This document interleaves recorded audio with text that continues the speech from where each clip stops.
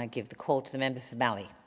Thank you, Deputy Speaker, and may I join my colleagues in congratulating you on your well-deserved election as Deputy Speaker for this House. As we begin the 48th Parliament, I am deeply aware of the honour that every member who sits in this House on both sides has in representing the electorates that they come from. It's a very serious position to take, to be able to represent, in my case, 130,000 people living in the region of Mallee. I want to thank all of those who spent their time, their energy, their money backing me for this third time to take up this position to represent the people of Mallee. And I want to thank my family, of course, my staff, many of who've been here this week, and those back home in my two offices, given the size of Mallee, and especially my husband. I don't think we spend enough time thanking our wonderful partners. My husband of 48 years this year is my rock and remains my rock. I rise today, Deputy Speaker, this afternoon, in that very privileged position, sworn in as the representative of Mallee. And I'm humbled that they bring their stories to life and that I have the opportunity to bring their stories to life in this House. Mallee extends, for those who don't know, from Maryborough in the south to Kahuna in the east, Eden Hope to the west, and Mildura in the north of Victoria.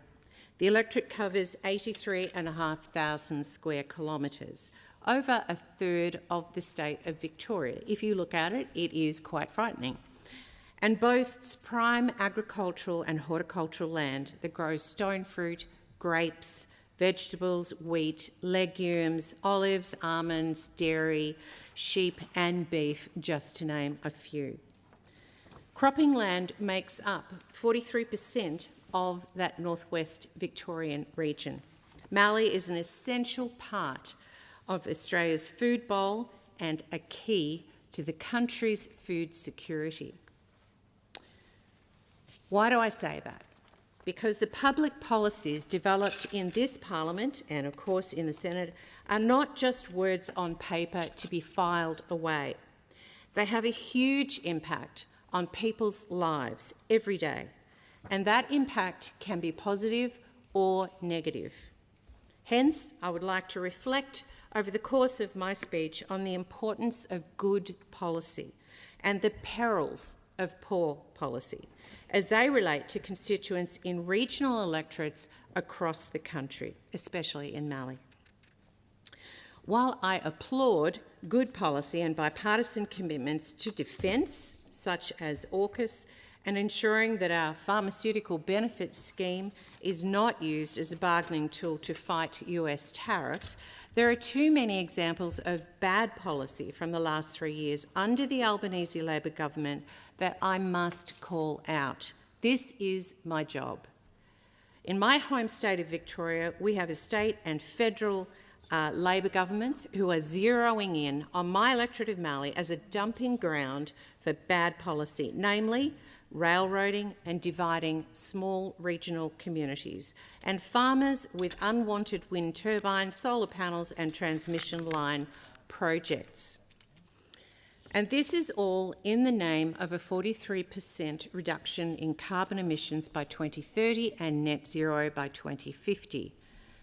These communities, my communities, many of them made up of multi-generational farming families, are sick and tired of their private property rights being eroded, their land values and income-generating capacity being put at enormous risk, their children's future being played like pieces on a chessboard, and their communities being torn apart as neighbours are pitted against neighbour.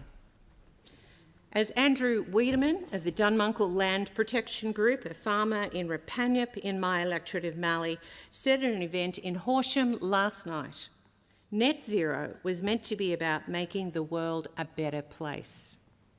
That is true. But I tell you what, in practice, on the ground, this policy is not making life better for people in Mallee, or indeed for the budgets of every Australian household. Check your latest energy bill. I encourage you to take a look at the wonderful way the Institute of Public Affairs has captured some of the stories of the people in communities across Mallee who are affected by this reckless renewable rollout in their video titled "The Faces of Net Zero," released today. I commend those courageous people who were part of that project and other leaders for their tireless work and their ongoing fight in their communities and to protect their way of life. I would like to mention Marcia McIntyre, who features in the IPA video and whose farm in Kenya is in the line of the proposed VNI West transmission line. Marcia is a tireless advocate for her community.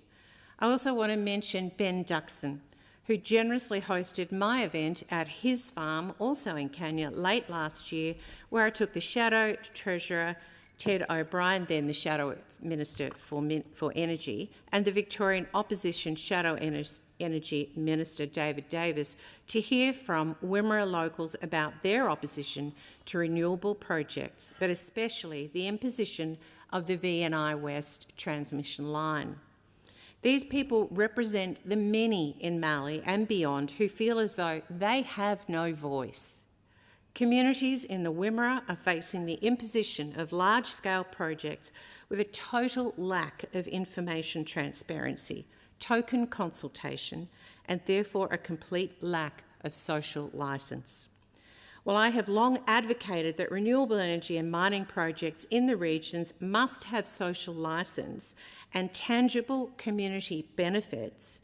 The emerging themes of recent electorate-wide survey undertaken across Mallee suggest that the majority of respondents expect much more than just token community consultation as a mechanism for gaining social licence.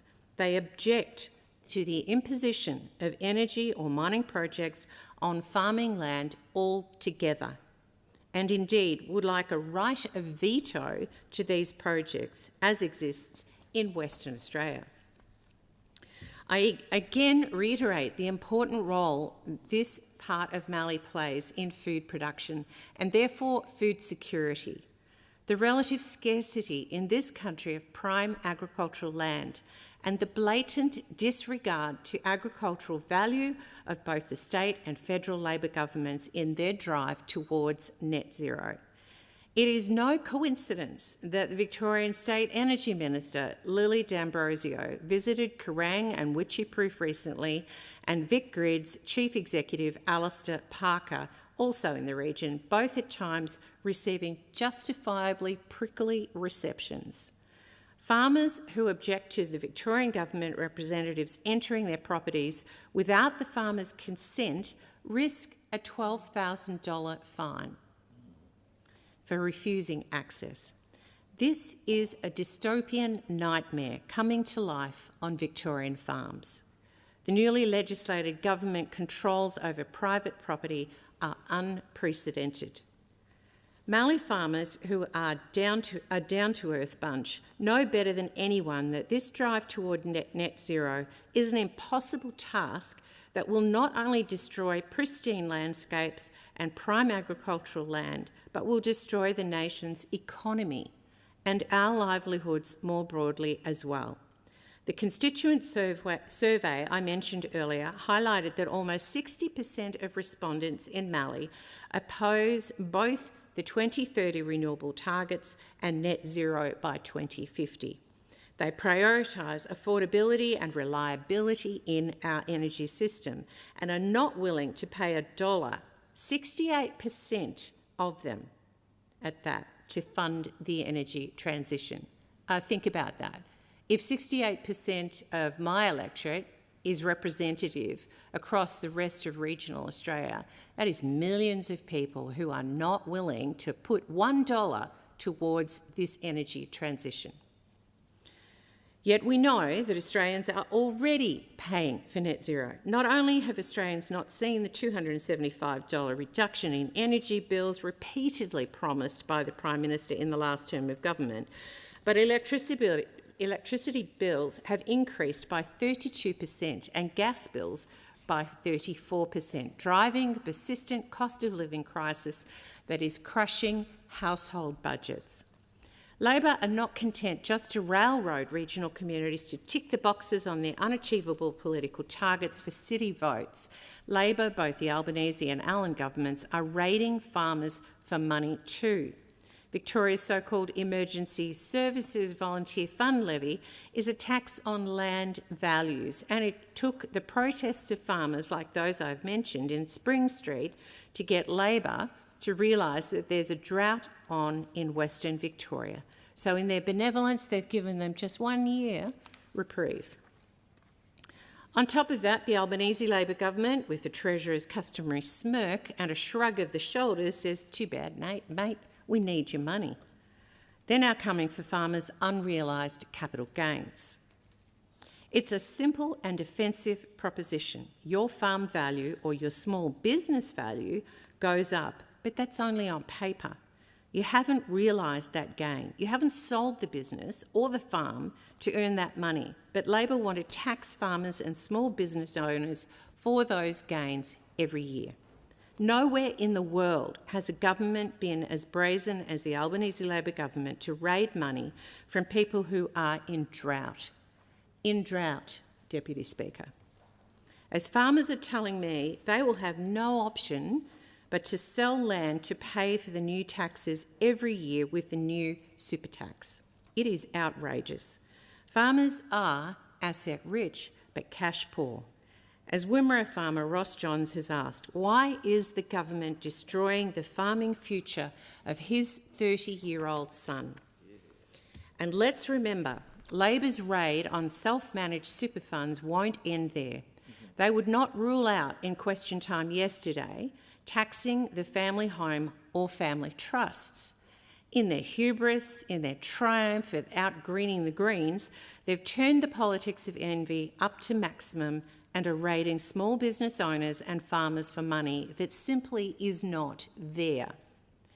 And let's not forget the Henry VIII clause, the power the Treasurer wants to give himself to tweak the dials harder, to bring in even more revenue for Labor's reckless spending priorities without any checks or balances in this House.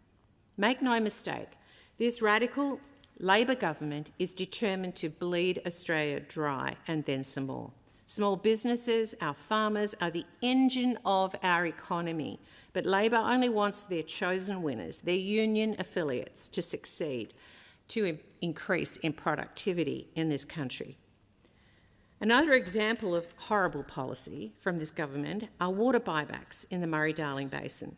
Our food security is in deep trouble. I was speaking with Ozveg about this yesterday here in Canberra. We cannot assume traditional supply chains from overseas will continue to hold strong as they once did. Labor seem to have forgotten the food supply shocks we experienced during the pandemic or as a result of natural disasters. The common theme here is whether it's railroading regional communities with utterly unachievable energy rollout targets or buying back water from farmers to please radical environmentalists, Labor puts our food security at risk.